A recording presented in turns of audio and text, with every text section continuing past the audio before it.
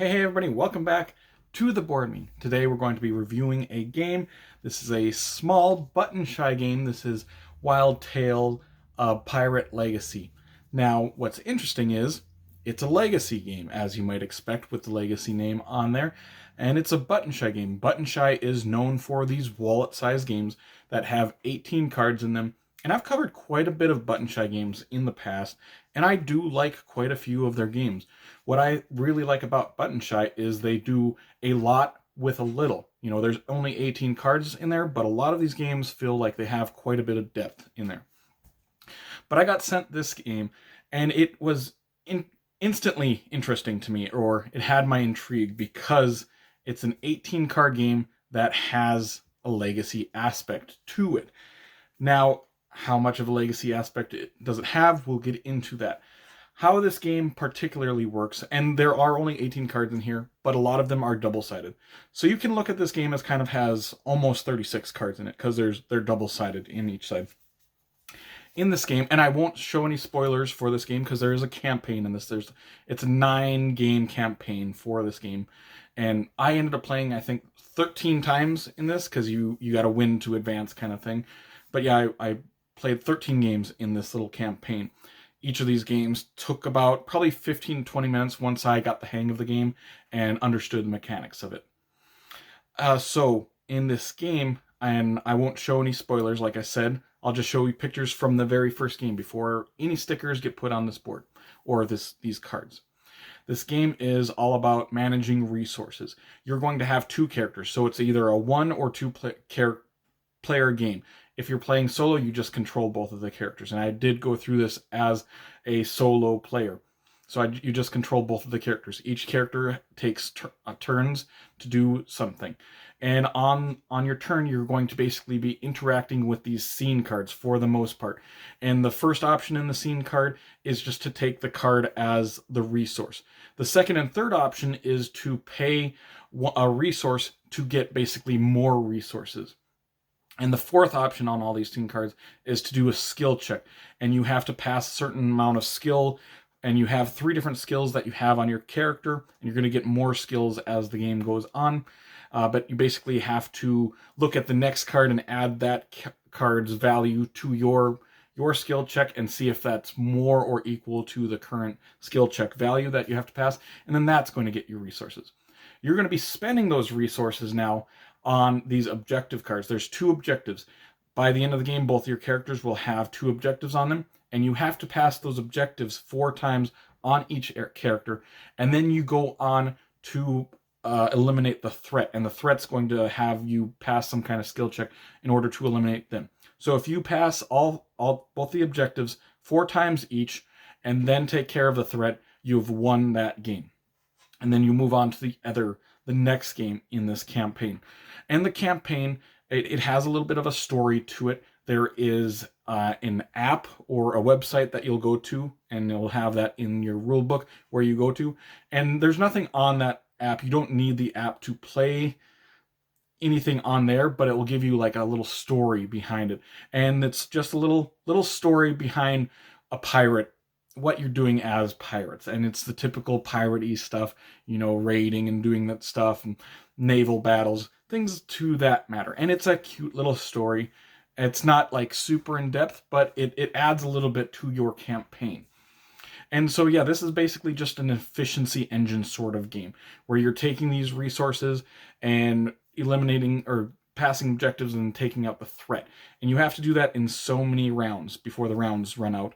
And what's interesting is you're going to be taking these cards and putting them as resources, but you have less cards in the scene deck now. And when you go through the scene deck, once you're done with that, that's the end of the round. And if you're holding a bunch of resources in order to complete the objectives, those scene decks are going to go faster. So, you know, right at the beginning, you might have 12 cards in that scene deck. By that, when you go to round 2 or 3, you might only have 3 or 4 cards in that scene deck. And the threat is going to be capturing scene cards as well throughout the game, and capturing cards makes it harder to take care of the threat towards the end of the game. And so it causes a little bit of, you just have to try and be as efficient as you can with these resources, doing everything as fast as possible in order to keep that scene deck manageable. And that's kind of the mechanics of this game. And I really like the mechanics of it. It's a pretty simple game once you get a hold of everything. Just using those resources. It reminds me of a game that came out a few years back called Palm Island, which is also a wallet-sized game, but interesting enough, it wasn't by Button Shy, I don't believe. But in that game, you have a hand of cards, and you're playing this game just holding a deck of cards, and you're kind of turning these cards over to get the resources on them. Then you're going to flip those resources up as you spend them in order to flip other cards around to get better versions of those cards. This kind of reminds me like that system. Of course, you're not playing the game in your hand, you're playing it on the table in this one, but it feels pretty similar to that aspect of Palm Island. So if you like Palm Island, you can see certain aspects coming from that game into this one. And I did like Palm Island. So the mechanics of this game, I did like. I thought it worked really well, and it just runs really fast in this game. Let's go to one of the things that I didn't really like in this game, and it has nothing to do with the game. It's the rule book. It comes with these two little pamphlets of rule books, and for this game, it could have used more. It could have used more examples.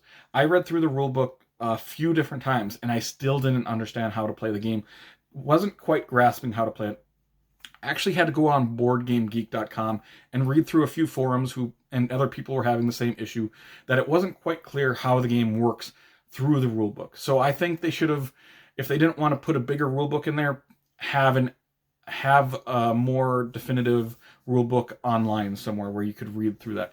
That's probably my one negative of this game, is that the rulebook didn't make the game clear. As simple of a game as it was, I didn't get into it as fast as I wanted to.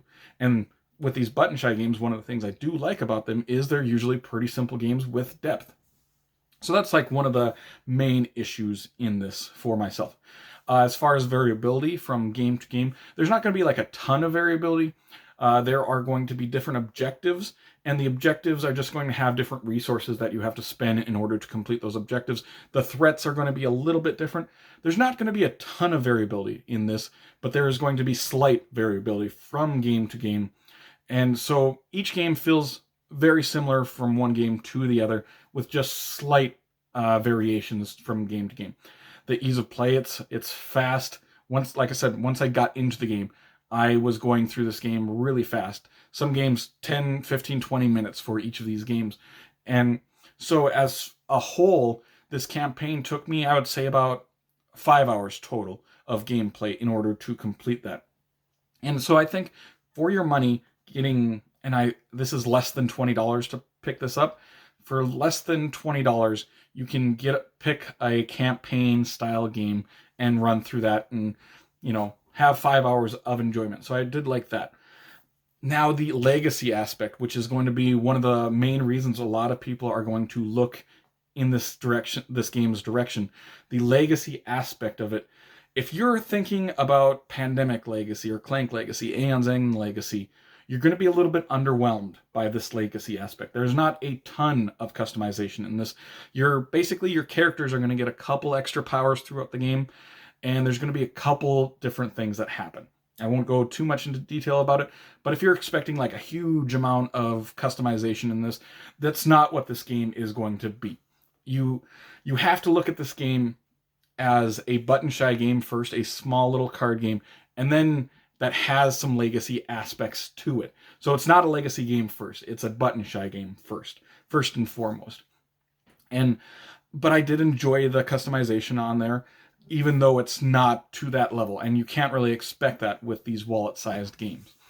So my overall thoughts of this game, I did enjoy it. Like I said, the only negative I could really say about this is that rulebook wasn't very clear.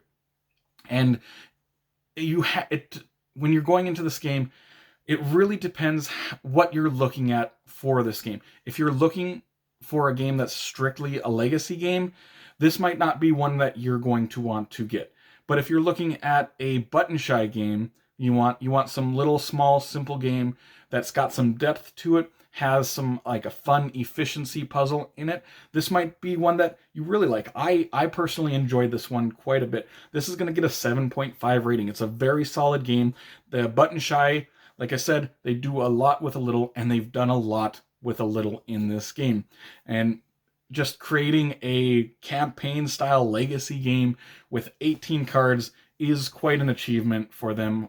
And I'm just always impressed what they do with these games. So yeah, 7.5 rating, a solid game, one that I recommend, especially if you're into Button Shy games. Definitely check this one out. Just leave some comments below, your thoughts on this. If you've played this one, let me know your personal thoughts on this game.